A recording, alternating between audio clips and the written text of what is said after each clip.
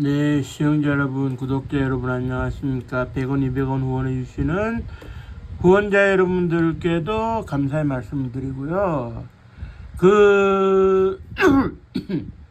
최근에 뉴스가 있었죠. 105세 나이에 돌아가신 그 어르신, 그러니까 강제징용으로 일제시대에 갔는데 미지불 임금을 지급받지 못하다가 세상을 떴고 이제 법정 투쟁 중이었다, 이런 이야기. 그런데 이제 여기서 가장 중요한 것은 일본 정부나 한국 정부나 공식적으로 1965년도 한국교 정상화 당시에 그 이케다 수상과 박정희 대통령과의 국교 정상화가 완결된 국교 정상화다, 이렇게 지금 현재에서 주장이 되고는 있는데, 사실 그 일본이나 우리의 속내에서는 그게 완벽하게 이제 그 국교 정상화가 이루어지지는 않았다, 이렇게 보는 견해가 맞는 거예요.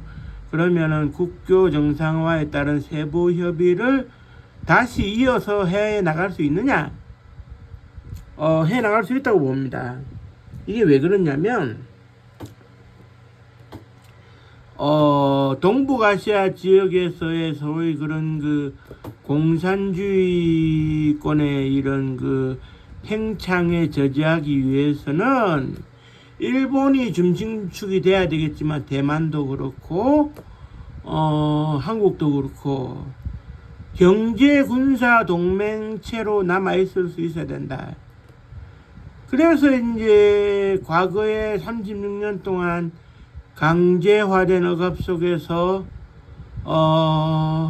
우리가 당했던 것은 이제 별개로 하더라도 그 뭐라 그래야 될까요? 그 한일 국교 정상화는 다시금 새롭게 이루어져야 된다.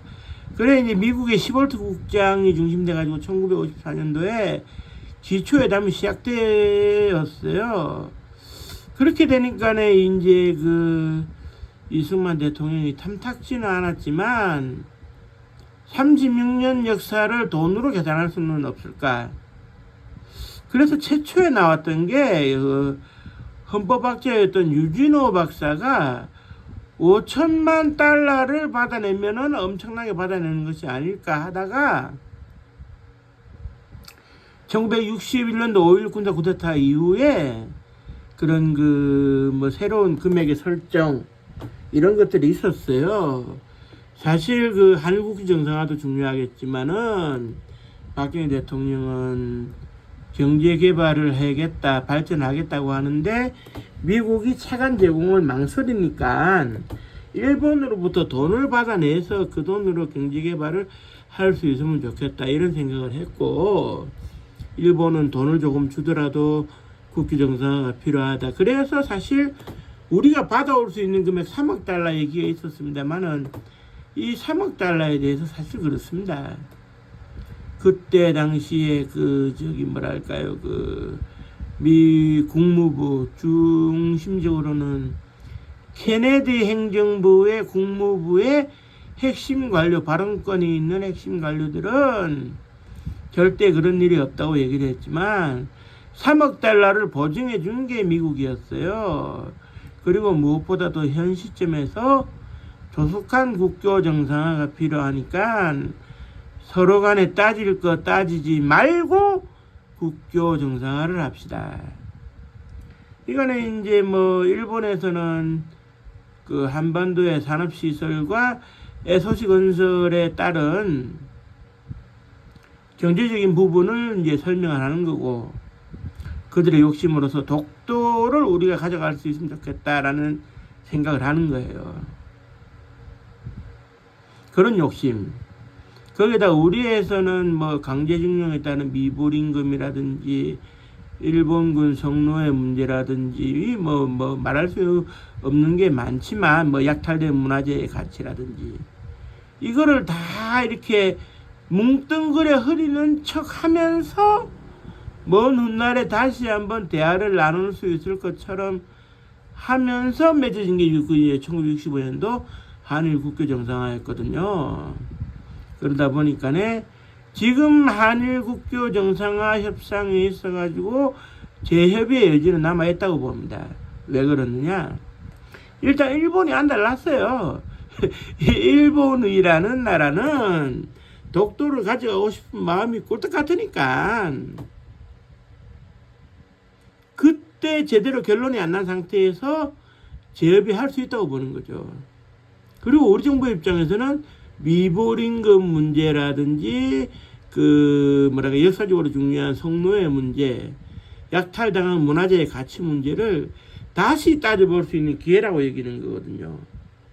그런데 이제 재협의가 실제로 되지는 않는 것이 원칙적으로 미국이 그때 끝났다라고 주장을 하는 일방으로 서로 간에 우리 따질 것만 따지자, 너희 따질 건 따지지 말자 하니까 협의가 제대로 안 되는 건 사실이에요. 그렇지만은 미국이나 우리나라나 소위 불완전한 협의를 맺은 것은 인정을 하고 있기 때문에 언젠가 협상 테이블에 다시 마주 앉을지도 모르는 상태에서 또 변수가 있습니다. 북한이라고 하는 것이 이제 정식 국가로 우리는 인정을 안 하고 있지만 유엔에 가입되어 있기 때문에 유엔에서는 일단 국가를 인정하고 있는데 북한의 이제 김일성이가 우리도 돈을 받고 싶은데 우리 북한에 해당되는 부분에 대한 돈은 아직 받은 적이 없기 때문에 우리가 받아내겠다. 그래서 이제 북일 일북 국교 정상화가 1991년도에 논의가 됐던 적은 있었어요. 그때 당시에 김일성이가 주장했던 금액이 그때 돈으로 얼마냐? 900억 달러였어요. 그러니까 이제 우리 정부 입장에서는 금액도 중요하겠지만 차후에 우리가 흡수 통일을 했을 때 북한 지역의 몫으로 받아낼 수 있는 돈까지 계산해서 한일국교 정상화 재협의를 하겠다 뭐 이런 입장인 것 같은데 일단 지금 당장의 답보 상태일 수밖에 없어요. 왜냐하면 우여곡절 끝에 우리가 이재명 정부 5년을 출범시켰습니다만은 경제 가치의 하락과 인기가 떨어지는 이 시바 정권이 중의원을 해산하고 새롭게 선거를 통해서 정부 구성을 모색하고 있기 때문에 일본 정부의 새로운 구성에 있어가지고 안정화가 되면 이제 대화가 가능하지 않을까 생각이 되는데요. 그러나 언제 가지 않아서 이제 국교 정상화 문제에 대한 그런 재협의는 있을 수밖에 없다고 보고요. 그때 양측이 실리적으로 도출해서 해결할 수 있는 문제는 해결돼야 된다고 봅니다. 다만 독도 문제는 협의사항이 저는 아니라고 보고 우리의 영토이기 때문에 그게 이제 회담 테이블에 올라가져서는 안 된다고 보고 있고요. 다만 일본 정부에서는 독도 문제를 회담 테이블에 올리지 않는다면 뭐 재협의할 마음이 없을 겁니다. 그래서 이제 제대로 된 재협의가 될 수 있는지 여부에 대해서는 새로운 일본의 등장하게 될 수상이나 이재명 대통령의 통치권 차원에서의 결단이 필요할 것 같고요. 국민 여러분들께서는 이제 지켜보시면 되겠다.